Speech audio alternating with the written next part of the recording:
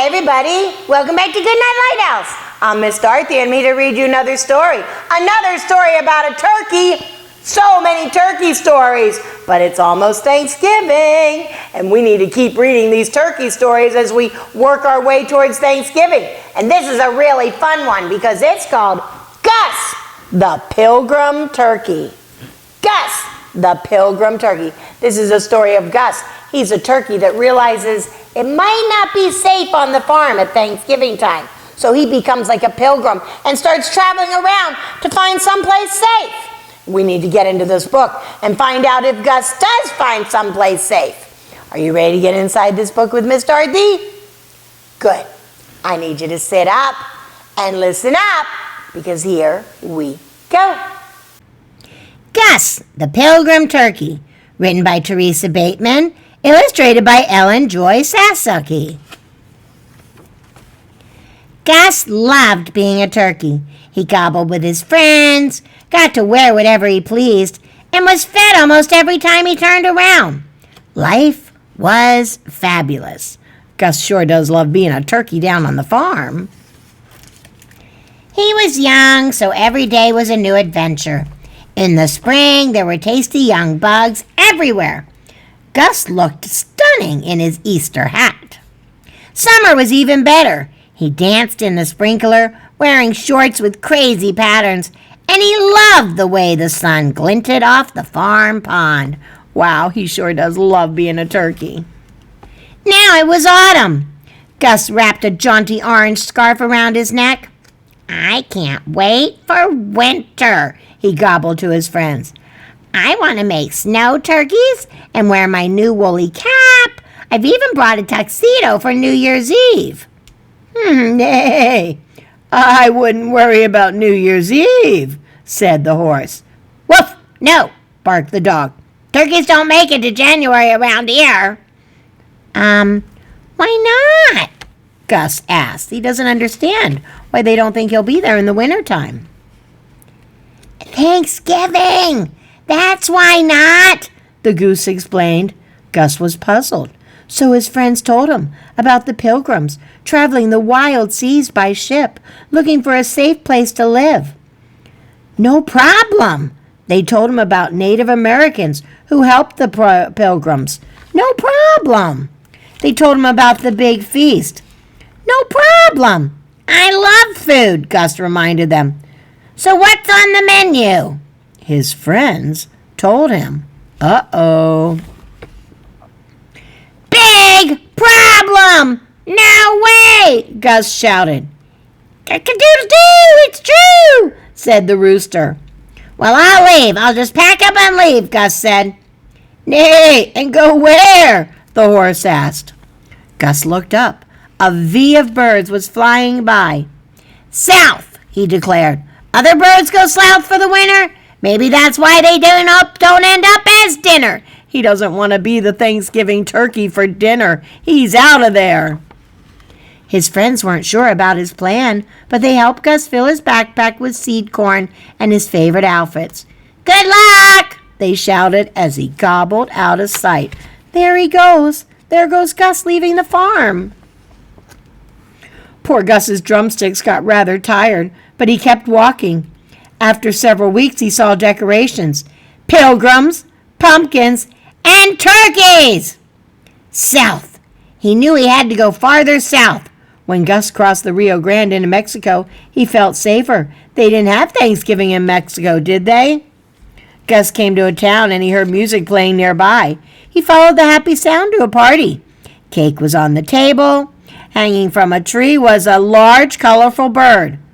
A turkey? He couldn't tell because it wouldn't stay still. The children were beating it with a stick. The horror! The horror!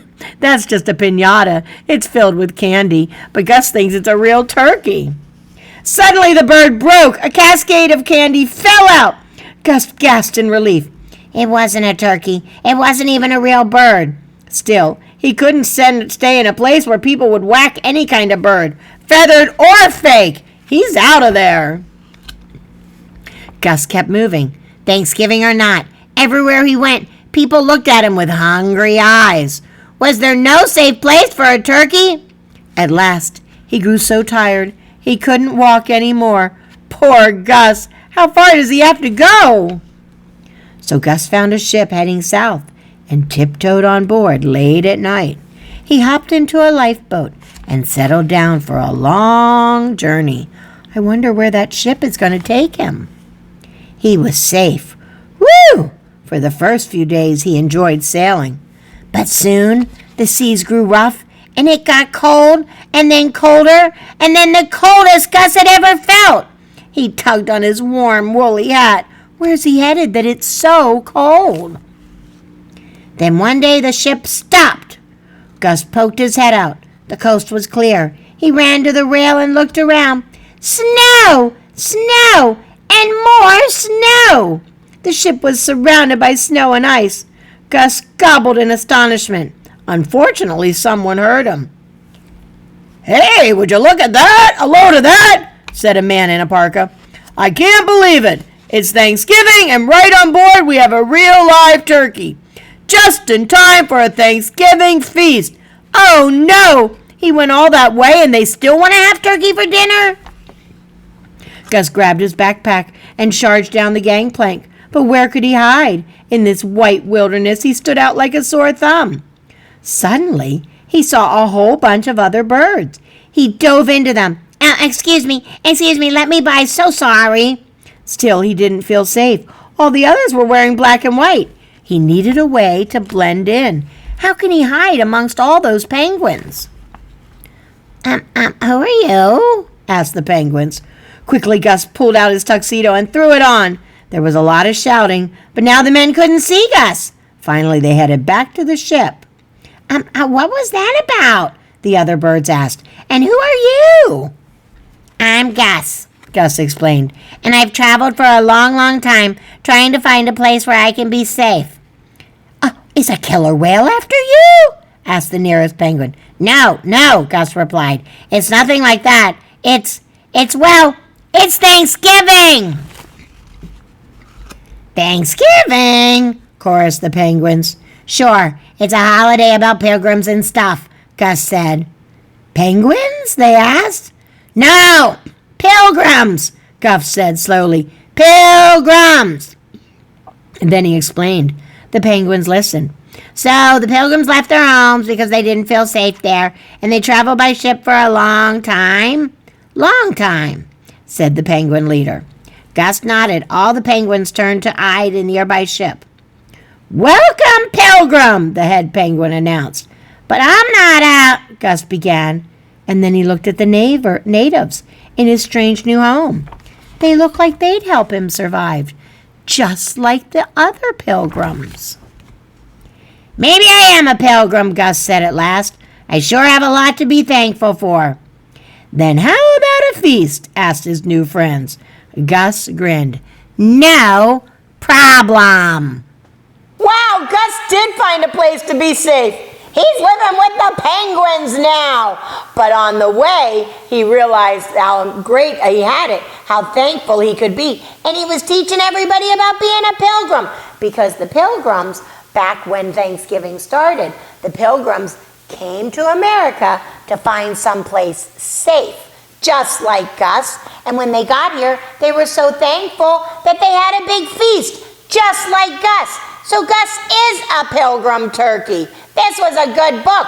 Not only did we learn about being thankful, but we learned about being a pilgrim. That's a really neat thing. I'm so glad we read this book together. Now at Thanksgiving time, when people start talking about pilgrims, you'll know just what they're talking about, because you can think of Gus, the pilgrim turkey.